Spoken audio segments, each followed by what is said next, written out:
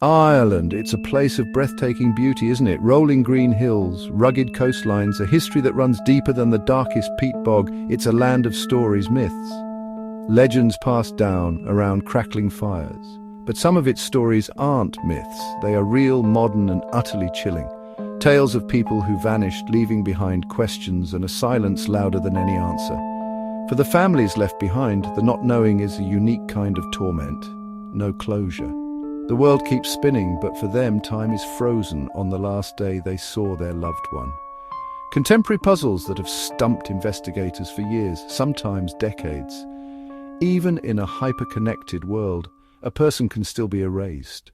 It was Dublin in December 2000.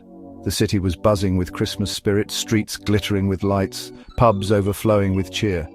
For 22-year-old Trevor Deely, it was a night out with colleagues. He worked IT at Bank of Ireland. After the party, they went to Buck Whaley's on Leeson Street. As the night wound down, Trevor started for home. The weather was awful. A taxi strike on, a storm lashing the city. Trevor walked back to his office at Wilton Terrace. He wasn't going to work, just tea and to grab an umbrella for the walk home to Bridge. CCTV shows him arriving at 3:34 a.m. He chats with a nearby security worker, a familiar, fully cooperative witness. Inside, he makes tea, checks emails, prepares to leave. No distress, no fear, alone and calm. At 4:04 a.m., he heads back into the dark, rainy morning. It was the last time he was seen inside that workplace. From there, a blur of grainy footage and questions. He walked down Haddington Road toward the Canal Bridge. He was expected the next day. His phone went unanswered. When he didn't show for work, alarm. His apartment, no disturbance. Somewhere between office and front door, he was erased. The investigation hinged on piecing together Trevor's final movements from security cameras. For years, the last known image was a bank camera on Haddington Road. At 4:14 a.m., he walks alone toward home. But moments before, another figure appears, a man dressed in black standing in the shadows. As Trevor passes, he emerges and follows. The footage is too grainy to identify him. For 17 years, that was all Gardaí had. In 2017, a breakthrough, footage enhanced. It revealed something missed for years. As Trevor spoke with security at 3:34, the man stood by the main gate. He watched, then followed Trevor into the laneway. He had been waiting outside for a full half hour. This changed everything. They speak briefly. A car passes and blocks the scene. After, only the man in black walks back. Trevor is gone. 9 years after Trevor vanished, another mystery unfolded on the opposite coast. A slender, grey-haired man arrived by bus in Sligo.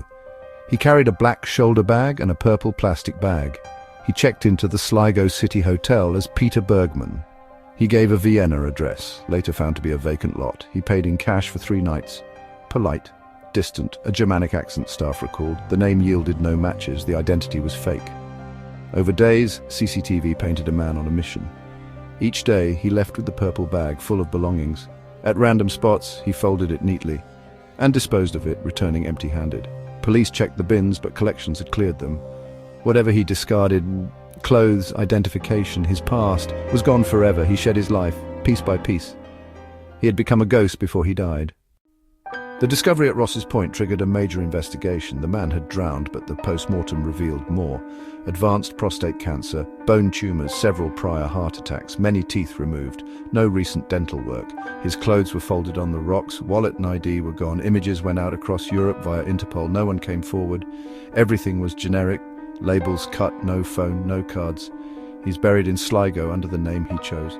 The file remains open, the leads are exhausted. Who was he? And why Sligo at the end? The lack of answers spawned theories. For Trevor, the focus is the man in black. Planned abduction, a secret life, trouble unknown to friends, debt, a dispute or coincidence, and foul play further along the route. Could he have been attacked and pushed into the canal? Searches found nothing. Some even suggest he chose to disappear. His family says that's not him. Happy, close to family, a bright future. The evidence doesn't support it. For Peter Bergmann, motive dominates. A terminally ill man seeking to spare family. Sligo, a far place where no one knew him. Others imagine crime or espionage. A trained disappearance. There's no proof of that. Most likely, a man choosing a lonely, controlled exit. The stories of Trevor Deely and the man known as Peter Bergmann are more than unsolved cases. They're modern folklore. They tap a primal fear, the unknown. With Trevor, the footage puts the mystery on streets we walk ourselves. For his family, decades of limbo. With Bergmann, it's identity itself. What makes a life, a name, a past, a suicide note written in actions, not words. Ultimately, they're human stories. Loss, identity, and the search for truth. A chilling reminder. Shadows can linger on the brightest days. What do you think happened? Share your theory in the comments. If you're fascinated by unsolved mysteries and true crime, hit subscribe. Let's keep these stories alive.